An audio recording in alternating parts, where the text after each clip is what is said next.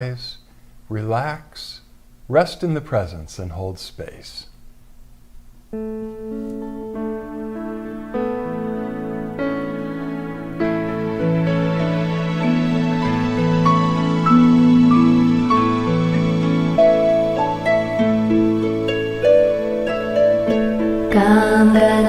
Ganapataye Namo Namaha.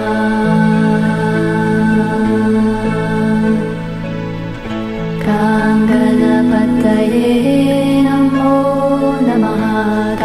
Ganapataye Namo Namaha.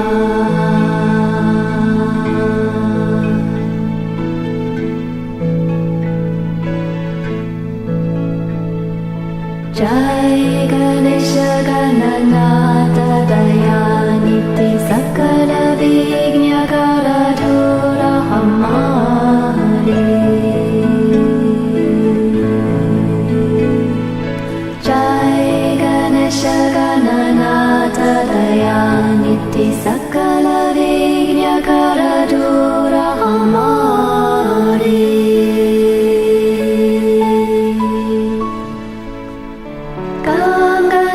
Ganapataye Namo Namaha. Ganapataye Namo Namaha. Ganapataye Namo Namaha. Ganapataye Namo Namaha.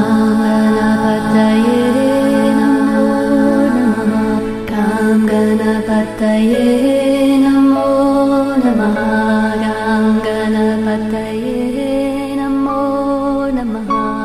Omega Dantaya Vidmahi Vakrajundaya Dhimahi Tanno Danti Prachodayat.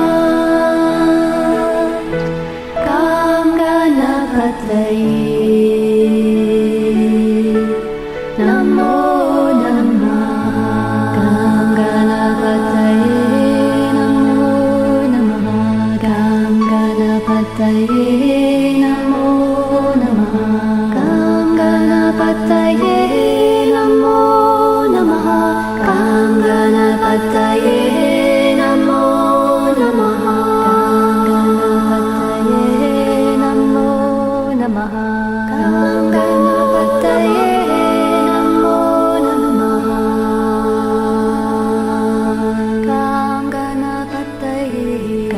Ganapataye Namo Namaha.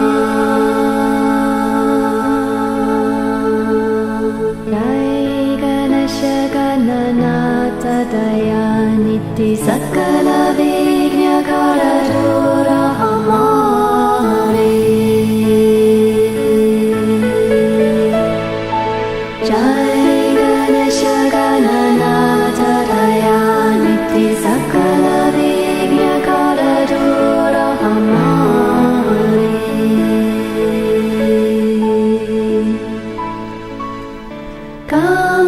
Ganapataye Namo Namaha. Ganapataye Namo Namaha. Ganapataye Namo Namaha. Ganapataye Namo Namaha. Ganapataye Namo Namaha. Ganapataye Namo Namaha.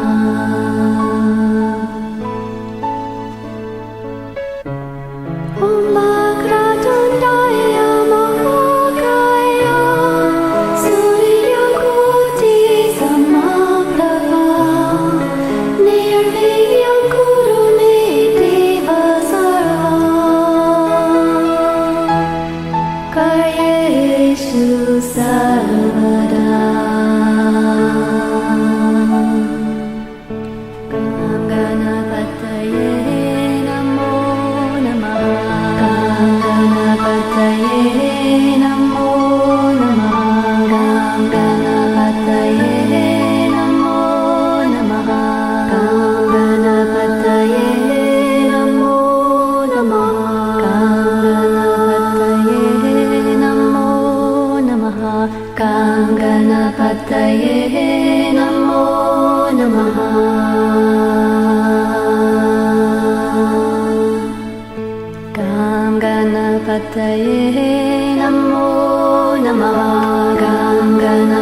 Pataye Namo Namaha. Jai Ganesha Gananatha Dayaniti Sakala Vigna Karadura Hamari. Jai Ganesha Gananatha Dayaniti Sakala Vigna Karadura Hamari.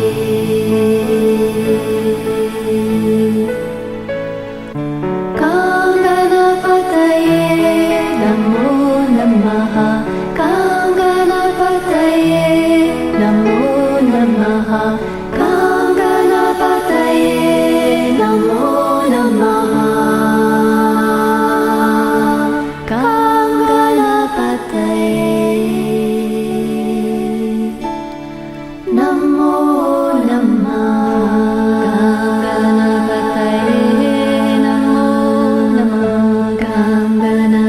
Kanganapataye Namo Namaha.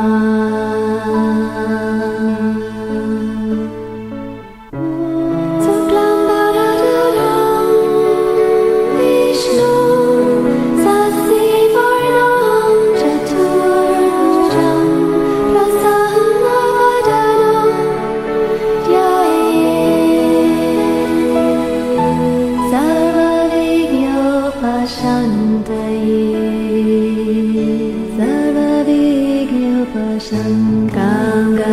Kanganapataye Namo Namaha. Kanganapataye Namo Namaha.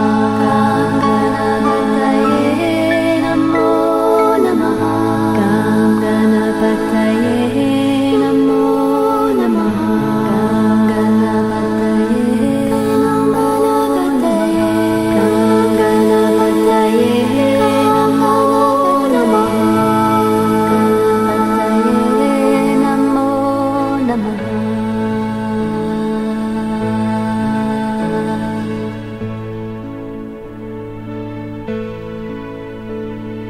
Jai Ganesha Gananatha Dayaniti Sakala Vigna Karadura Hamari.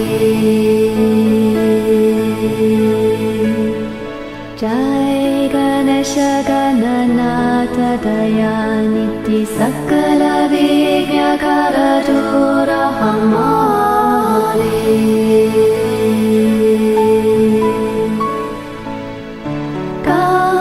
Kanganapataye Namo Namaha. Kanganapataye Namo Namaha. Kanganapataye Namo Namaha.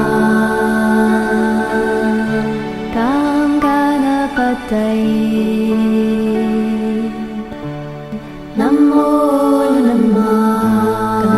Kanganapataye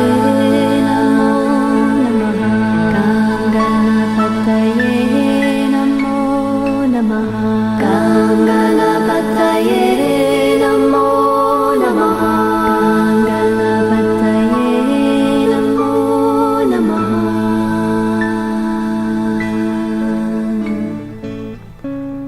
Om Ekadantaya Vidmahi Vakratundaya Dhimahi Tanno Danti Prachodayat. Kanganapataye Namo Namaha. Kanganapataye Namo Namaha. Kanganapataye Namo Namaha.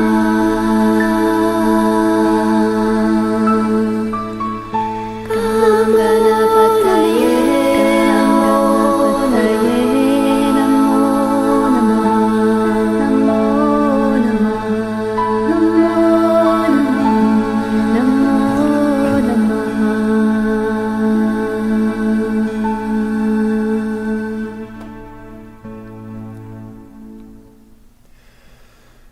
Namaste. Welcome. Welcome to our weekly online Satsang. Satsang being a Sanskrit word that means community of truth or seekers of truth coming together. Wherever two or more people on the path of awakening come to share their journeys, we have a satsang. And it's so important for all of us to be connected and stay connected at this time on earth. So many of us are awakening, and when we join together our consciousness and energies, it's multiplied exponentially and ripples mightily out through the collective consciousness to help others to awaken. We need to do that now. The world needs to emerge from the global insanity of competition, conflict, and war to a new world of cooperation, harmony, and peace. That happens through the awakening of the human heart with enlightened consciousness and unconditional love. And the more of us awaken, the more others are being contaged. And eventually the collective consciousness itself will shift. That's when the world will truly change. We're helping one person at a time. So thank you for being here. We share throughout these webcasts something we call the Flowering Heart Blessing. Hridaya, Vikasa, Diksha in Sanskrit, in case you speak Sanskrit. Anyway, it just means Flowering Heart Blessing. And it's a transmission of enlightened divine consciousness and energy, and it catalyzes awakening to our divine essence in the center of the spiritual heart. And when we make that connection with the divine within, it begins to blossom like a flower or like a star shining supernova. The light begins to stream out from the center of our being through every layer, spirit, soul, body, relationships, and out into the world. That's the purpose of the Flowering Heart Blessing. There are many wonderful forms of blessing being shared now on earth by groups and awakened teachers. Well, I think what sets this one apart is the focus on the heart, the flowering of the heart, and that the divine told us very clearly, tell people, this comes from me, not from you and Suzanne, not from any human. It comes from the divine source itself, unfiltered through the prism of an avatar or a saint or a master or a hierarchy or spiritual organization. It just comes directly from the divine. The divine made it very clear to us, it's free. It's the divine's gift to give freely as a gift of grace, so we shouldn't charge for it, and we don't. And if people want to be initiated to be instruments of this grace, then just ask. Because if you've received the Flowering Heart Blessing even once, and you are right now, you're soaking in it, then you are already initiated to be able to share it. Just invite the divine to use you as an instrument of grace. You can hold a person or 100 people with love in your heart in meditation or prayer, and just invite the divine to pour through you the Flowering Heart Blessing. And then just feel what happens. It's really quite lovely. If the person is in your physical presence, you need to have their informed consent, their permission, and you can lightly lay your hands on the top of their head, invite the divine to come through. You don't need to say a word out loud. It doesn't require a prayer, a visualization. All that just gets in the way. Just invite the divine to pour the blessing through you, and then just relax and feel and experience what happens. It's really quite lovely. Announcements. This coming Sunday, it seems like it came really fast this month, right? Is our interfaith communion with the Cosmic Christ, which is actually just what it says. It's interfaith. Everyone is welcome, regardless of what your faith tradition is or isn't. We focus on the cosmic Christ. There are two ways you can relate to Christ. One, the human Jesus of Nazareth, and or the cosmic Christ, which is that divine aspect that Christians believe incarnated in the human being and person of Jesus Christ.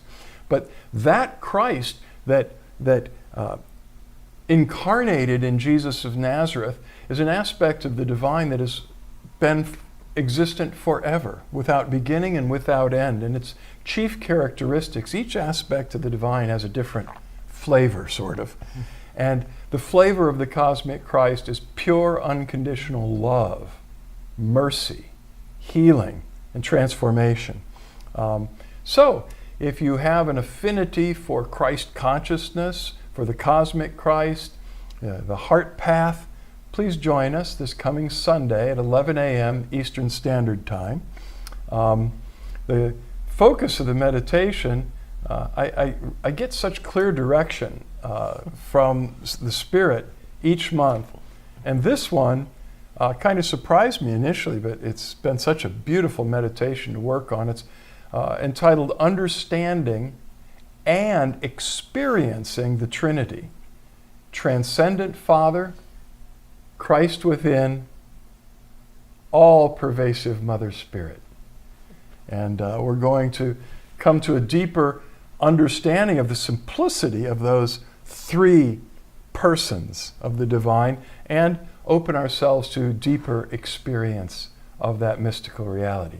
So, if you can't join us in person, you can watch it online. If you can't do it at 11 a.m. Sunday, the recording will be there, and the anointing of the Spirit will be on it forever. So watch it when you can. It would be great to have you with us, and if you happened to be in Clearwater, Florida, that would be excellent because you could actually join us at Flowering Heart Center. That's one of the things we do that's open to live participation. And they've become, those cosmic communions have become ridiculously powerful, and actually for many members of our local community, it's become like the favorite event. So please join us if you can. And if you're watching on Facebook Live now, or you watch the recording in the days or weeks or months ahead, please give us a love or a like, a thumbs up or a heart. I go in all through the week after these, and I see who's watched during the week, and I send special hugs and blessings to everybody. But we like to know you're with us. If you're watching on Vimeo, you need to do, well, just what More did. She wrote Namaste and sent it in the chat. But we love to know, and Morty's in two places at once, which I hear is a very high yogic attainment. It's called bilocation, and congratulations on that, Morty. All right. Yes, and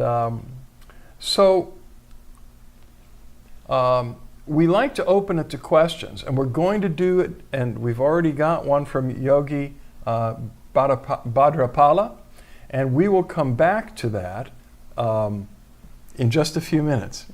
While the rest of you think about what questions you might ask about awakening, the spiritual journey, divine union, meditation, I'm going to read some quotes. I do that each week. I choose some articles and quotes from a website called inspiringquotes.com. This week, the article and the quotes, the title is 19 Quotes About Truth and the Pursuit of It. Sometimes it's hard to discern these days. And the author is Tony Donnell.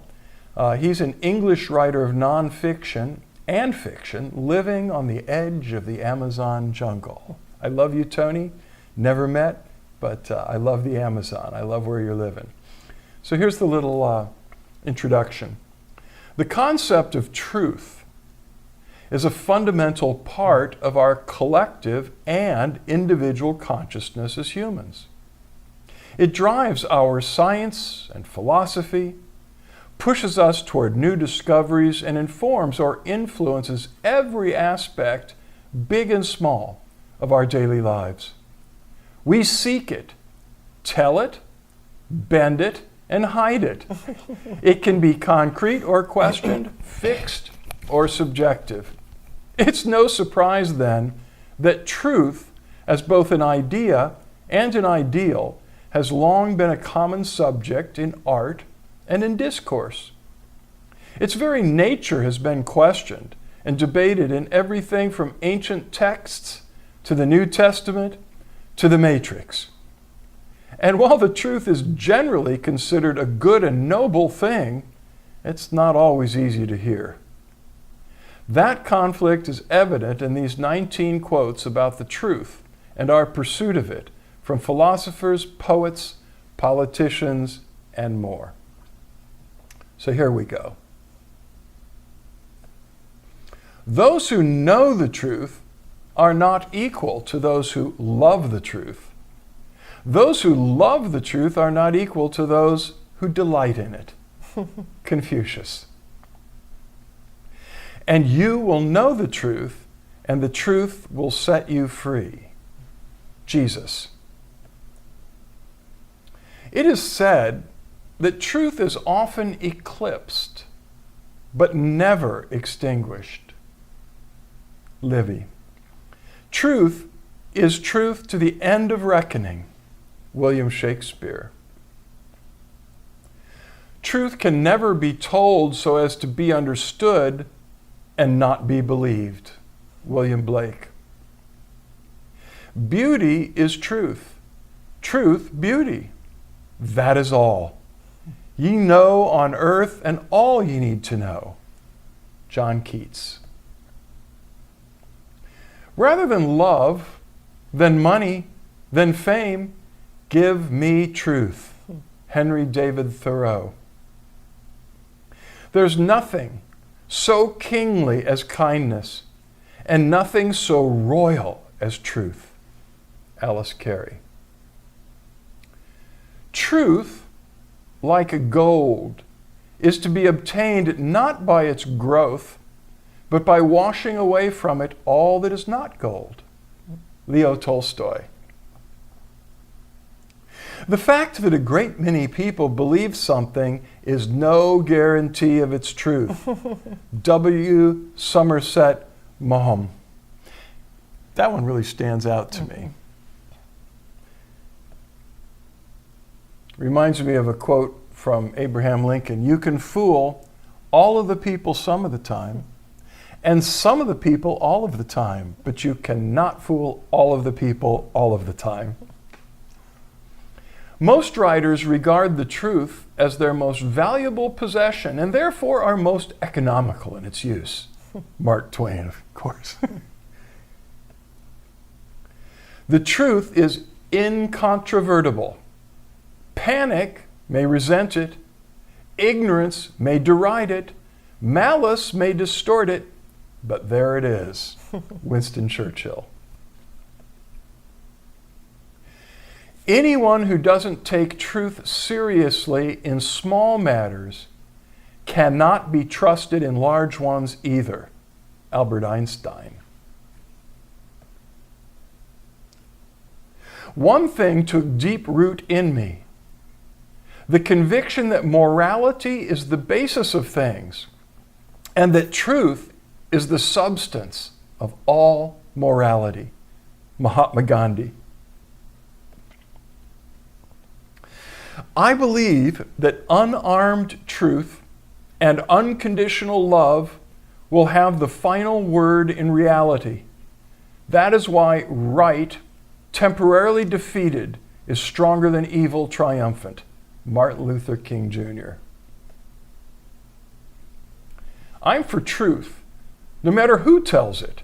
I'm for justice, no matter who it is for or against. Malcolm X. The truth isn't always beauty, but the hunger for it is. Nadine Gardner. This is what I'm learning at 82 years old. The main thing is to be in love with the search for truth. Maya Angelou. We learned about honesty and integrity, that the truth matters, that you don't take shortcuts or play by your own set of rules, and success doesn't count unless you earn it fair and square. Michelle Obama.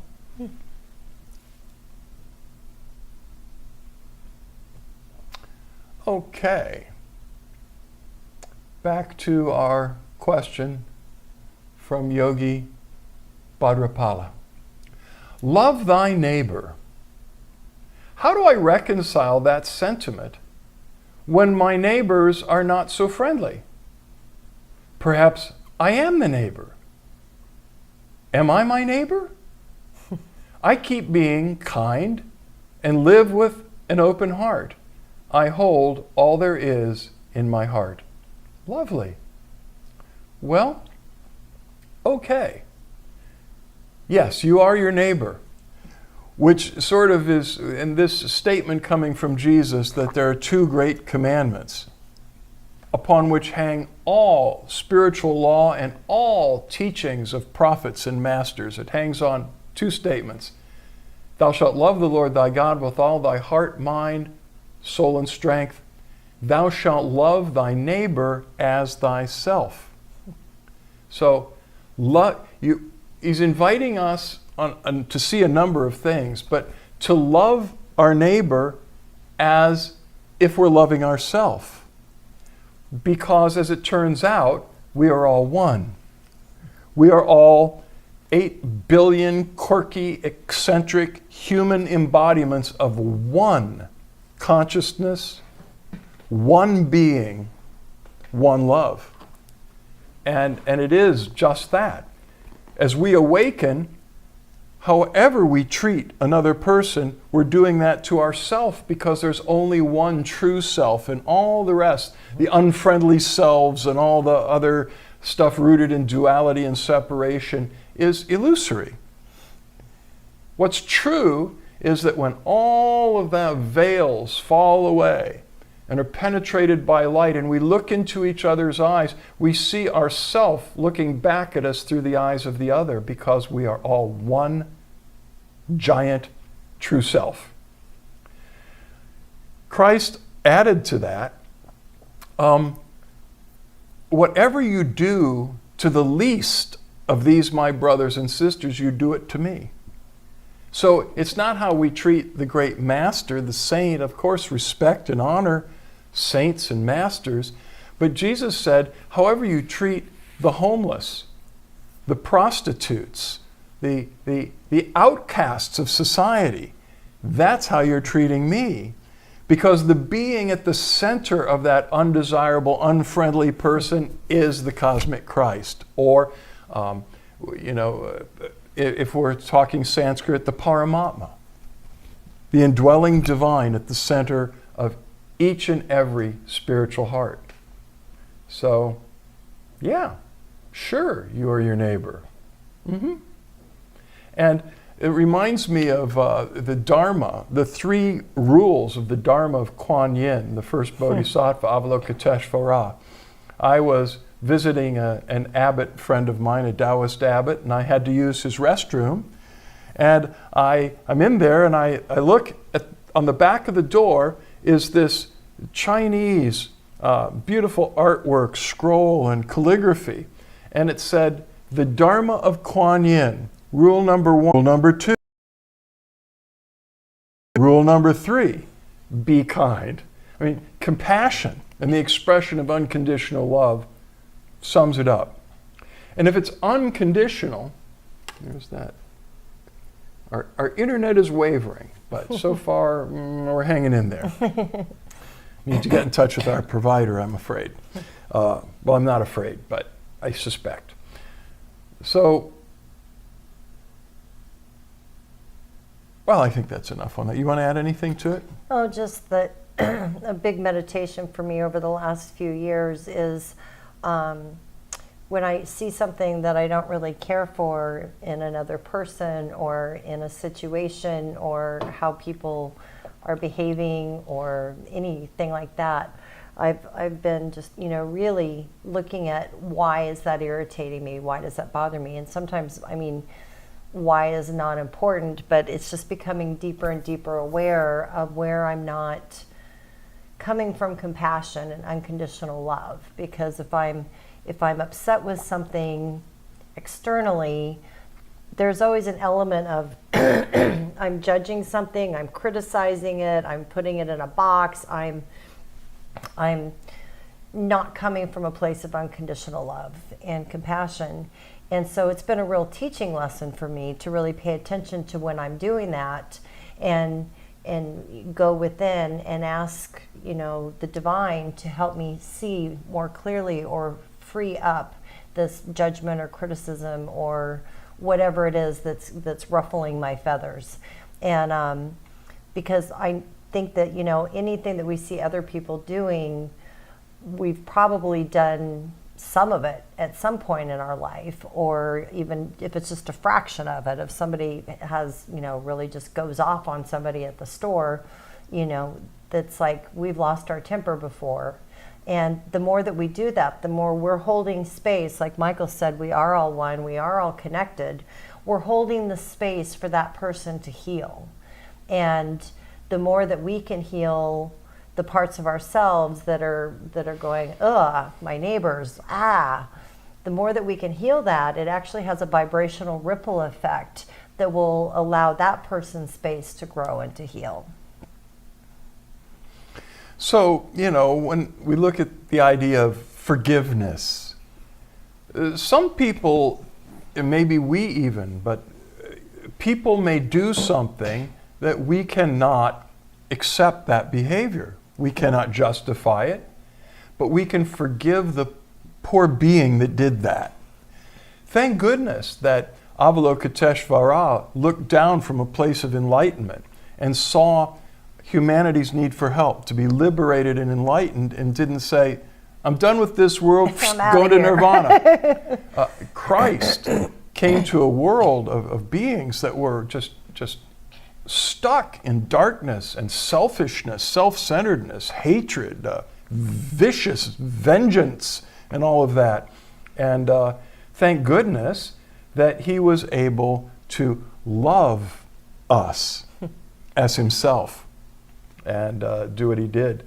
But it's interesting because I've been meditating this week because I'm doing a presentation, I don't need to talk about it, for a group where I'm actually focusing on that very scripture and what it means to love your neighbor as yourself.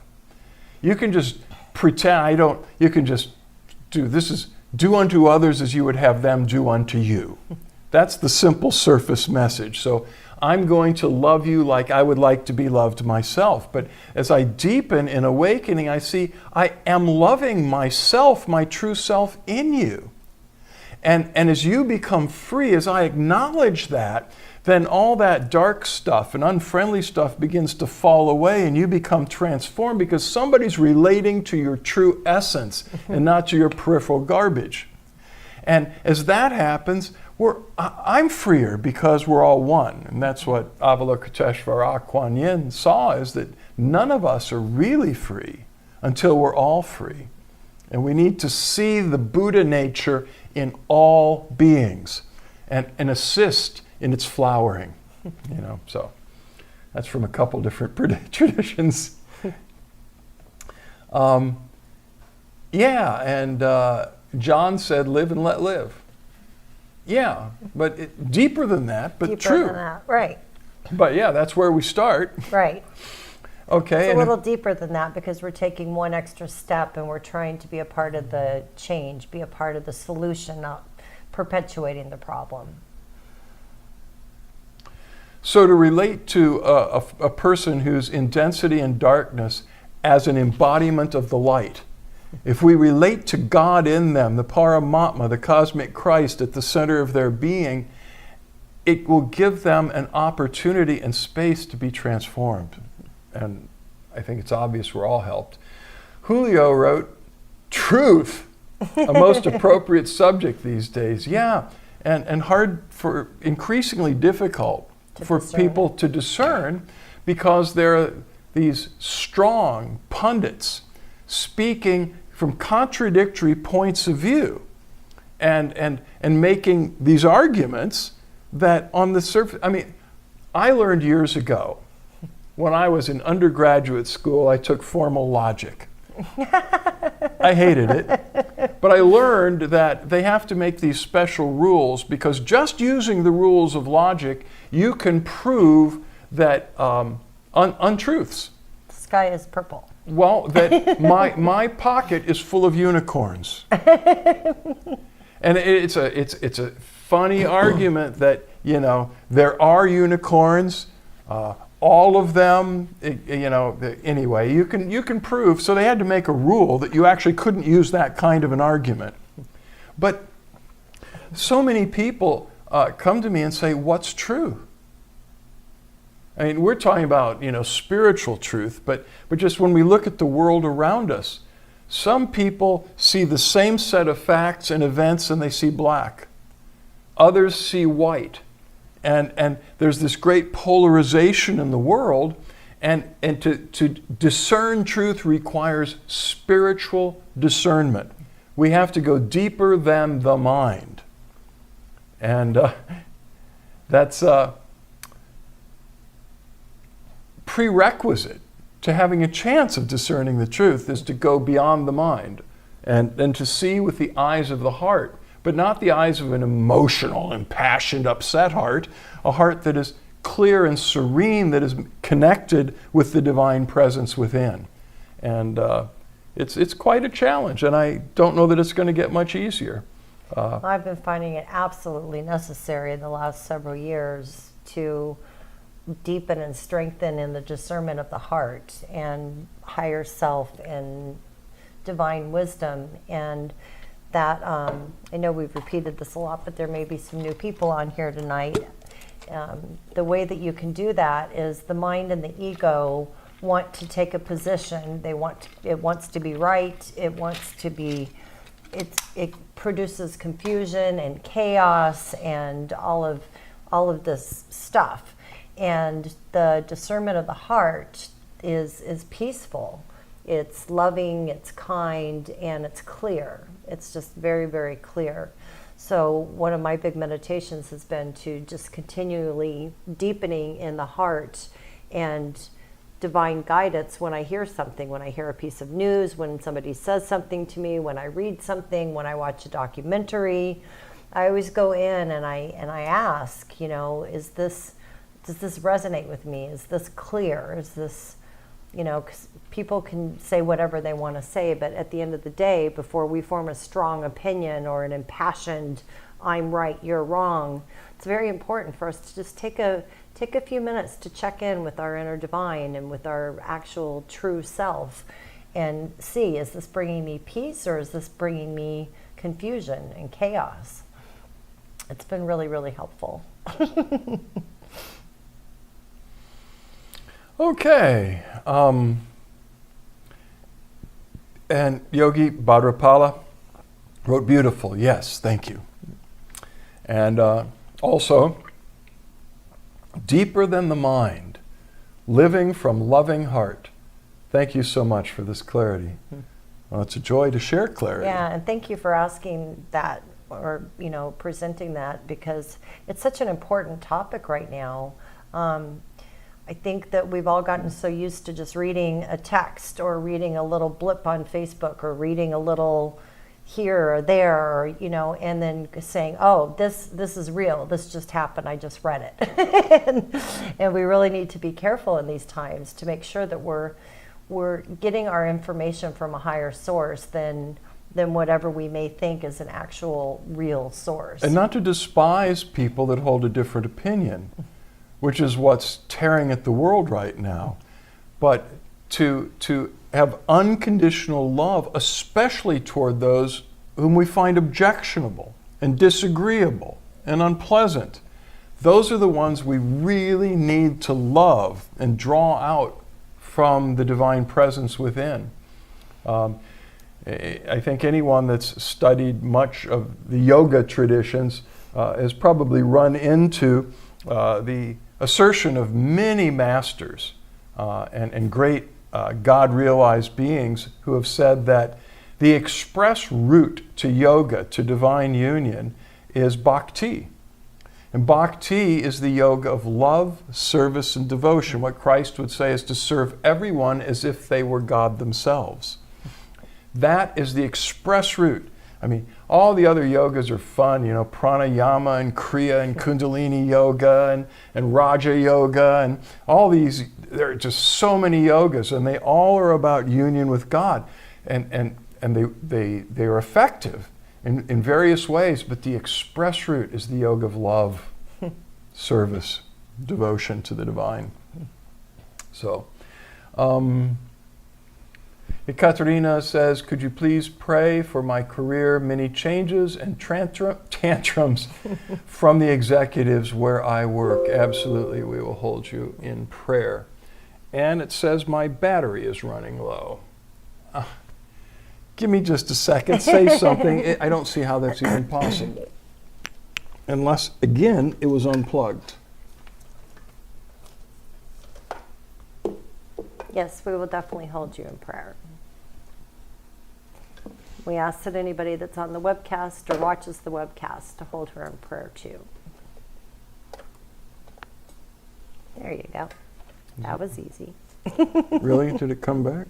Well, the notice went away. Well, the notice went away, but all right. Okay. This must be good, because when the technology, when the internet begins to fluctuate and the electronics starts to come in and out, woo! All right. So. Any more? Nope, that's it. Okay. So, let's close our eyes and open our hearts and invoke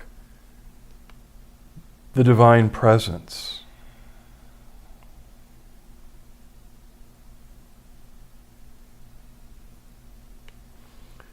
The divine presence that dwells within you loves you unconditionally, deeply, and there is no distance at all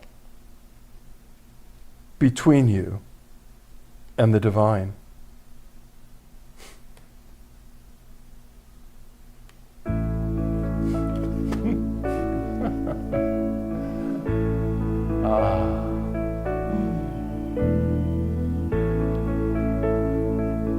The divine source itself, in all of its fullness, dwells in you. And it yearns to flood you with grace, with the light of awakening, with inspiration and direction. It yearns to awaken you to oneness, to clear your mind of wrong thinking, programming, conditioning, and fill you with inspired ideas. It yearns to heal your physical body and fill you with divine health, to make your relationships right and productive, whole and balanced and true, and to shine through your life into the world as a light, to bring transformation and illumination to others. Just open yourself to receive the grace that is pouring out to you right now. The divine knows exactly what you need, what you want, and is all powerful and all wise and knows how to get it to you. So you don't need all kinds of words, you don't need to beg. Just relax, open up, and receive. Breathe in the blessing of the presence. Soak it up.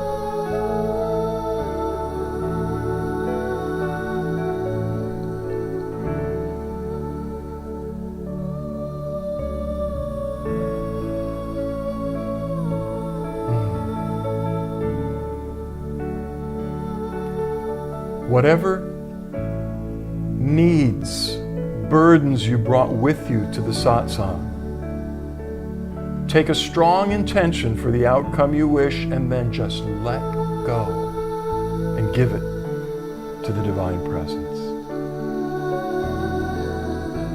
And relax.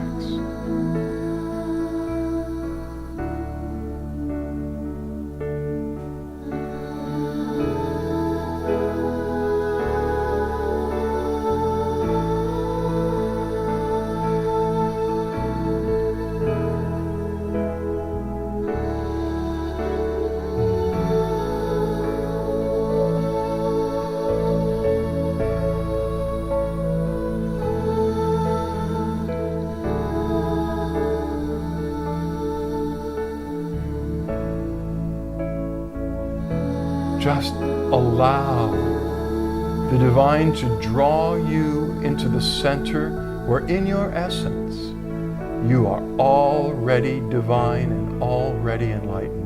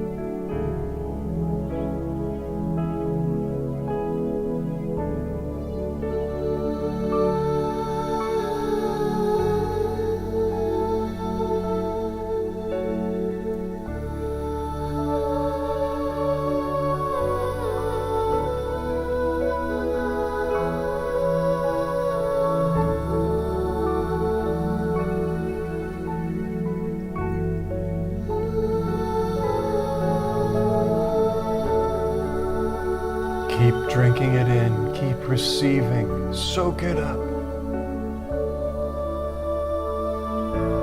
Let it work on you, relax.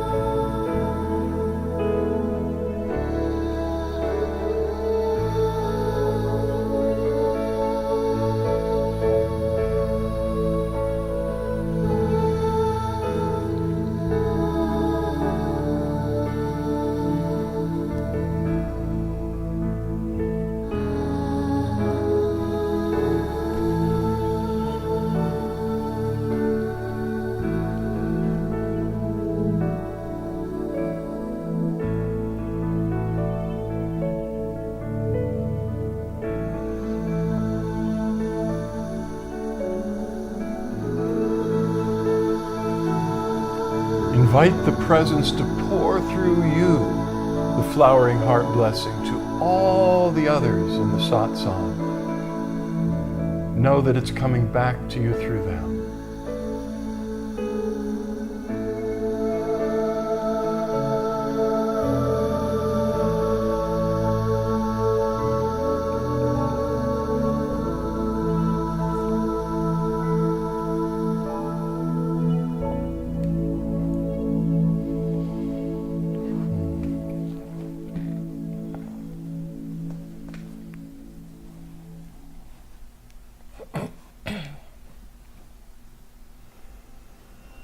Now when you're ready,